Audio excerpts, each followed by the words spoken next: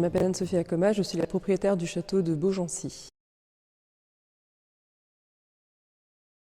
Nous avons une salle dite immersive, c'est-à-dire que sont projetées à 360 degrés des images.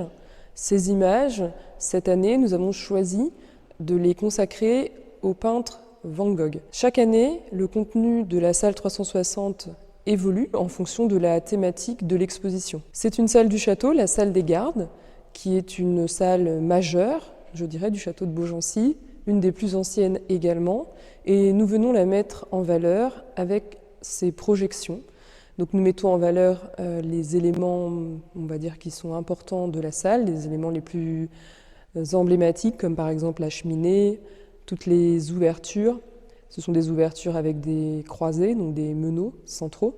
Nous mettons en valeur vraiment le volume de cette pièce, avec une projection qui va immerger le spectateur dans l'œuvre. Pour nous, c'est important car choisir déjà un peintre comme Van Gogh, par exemple, pour cette année, c'était également permettre au grand public de s'accrocher à un sujet qu'il connaît. Et puis, c'est une expérience qui n'est pas proposée partout en France. On va retrouver ce type d'expérience dans d'autres sites, notamment sur Paris, avec Atelier de Lumière, ou au Beau de Provence, avec Carrière de Lumière.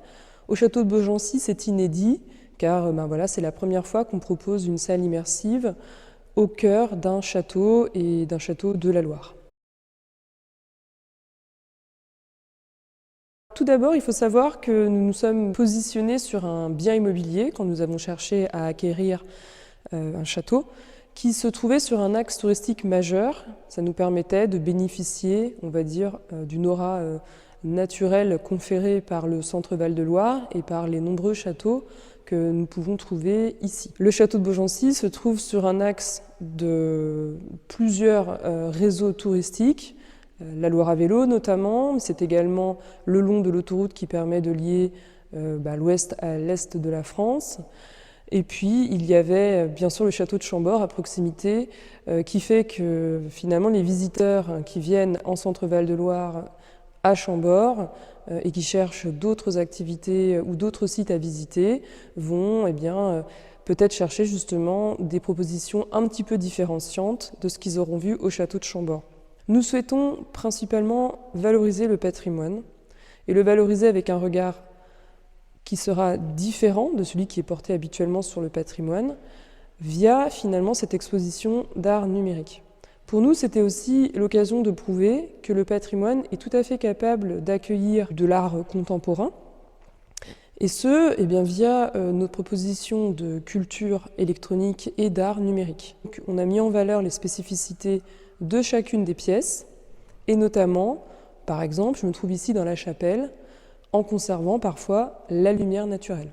Donc par exemple, je me trouve ici dans la chapelle du château et nous avons fait en sorte de conserver au maximum la lumière naturelle, et pour autant, il y a une œuvre qui se trouve dans cette chapelle qui s'appelle la Lune dichroïque et qui a été conçue complètement par ordinateur.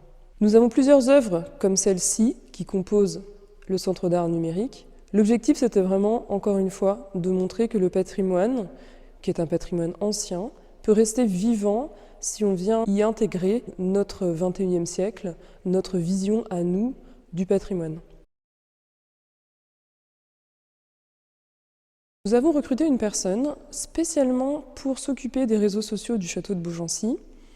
Pour nous, c'est très important. Évidemment, c'est l'image qui est véhiculée à l'extérieur du château qui dépend de ces réseaux sociaux. Donc nous utilisons pratiquement tous les réseaux sociaux, que ce soit Facebook, Instagram, LinkedIn, voire TikTok. Nous essayons vraiment d'être sur l'ensemble des réseaux sociaux pour toucher un maximum de public, puisqu'aujourd'hui on sait que selon les tranches d'âge, il y a des personnes qui sont plus ou moins intéressées par tel ou tel réseau social. Les réseaux sociaux, pour nous, c'est donc, encore une fois, une manière de s'extérioriser, d'extérioriser notre image. Il faut savoir qu'au château de Beaugency, les œuvres qu'on y propose, évidemment, elles sont très intéressantes au niveau de l'image. Elles proposent vraiment des images qui sont fantastiques, très différenciantes de ce qu'on va pouvoir voir par ailleurs dans d'autres châteaux. On fait attention de toujours bien respecter la direction artistique, c'est-à-dire la thématique finalement qui a été développée pour telle ou telle année. Et c'est ça qui va guider les images qu'on va proposer sur nos réseaux sociaux. On ne montre que des images des œuvres, que ce soit à l'intérieur du château ou dans la cour du château. Et en fonction des événements, on va mettre l'accent sur tel ou tel espace. Pour nous, le plus important, c'est que les informations qui soient délivrées soient extrêmement claires, qu'elles soient justes, qu'elles soient correctement formulées. Au château, on va peut-être utiliser, ou en tout cas faire attention au langage qu'on utilise. C'est un langage qui est axé et à la fois sur le patrimoine, donc il faut une véracité historique dans nos propos, et sur l'art numérique. Donc on doit être à la fois pointu et en même temps on doit bien expliquer ce qu'on propose ici pour ne pas perdre notre public. On a évidemment toutes sortes d'informations qui sortent sur nos réseaux sociaux, je disais déjà les événements, mais on va également retrouver les informations pratiques.